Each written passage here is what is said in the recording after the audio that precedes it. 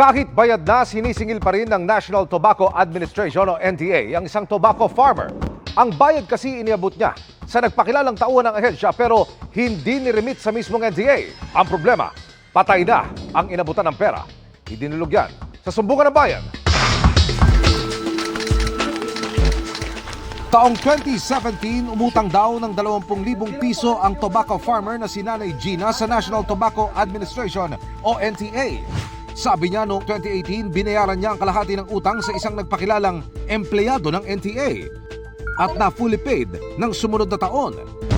Dahil malayo po ang lugar po namin sa opisina ng NTA, ang tauhan po ng NTA na si Sir po ang pumupunta dito at sa kanya na po mismo nagbabayad yung mga farmers na kagaya po ni Nanay. Kaya nagulat si Nanay Gina na biglang maningil ang NTA sa kanyang utang. Alam ko, di nakabayad na ako sa NTA. Nabigla ako na pumunta dito sa NTA na nininingil na ako, na may utang pa ako sa NTA. Nabayaran ko, sir. Ipinakita sa amin ni Nanay Gina ang ibinigay sa kanyang acknowledgement receipt kapalit ng bayad pero Hindi daw po nila i-honor yung resibo kasi temporary lang daw po yung nakay Nanay at hindi daw po na-remit ni Sir yung pinambayad ni Nanay sa opisina. sabi ng NTA wala umunong record sa kanilang opisina na pumasok ang bayad ni Nanay Gina kaya wala rin silang na-isyong official receipt. Bagaman may extension worker silang pwedeng tumanggap ng bayad mula sa mga farmer borrower. Dapat mabigyan ng official receipt o kaukulang resibo ang mga nagbayad na magsasaka matapos na marimit ng empleyado ang bayad sa kanilang branch cashier. Ang masaklap, sumakabilang buhay na raw noong nakarang taon ang nagpakilalang empleyado ng NTA.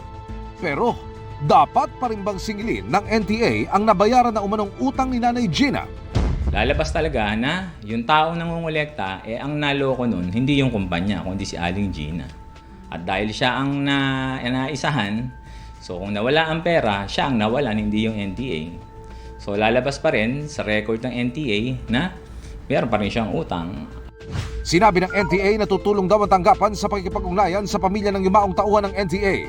Pero ayon sa abogado, Pag namatay na kasi ang tao, wala na siyang criminal liability. Wala nang magiging habol si Aling Gina.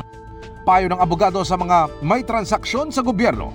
O maging aral to sa mga taga-subaybay natin, kapag nakikipagtransaksyon kayo sa gobyerno, make sure na ang hawak niyong mga dokumento official.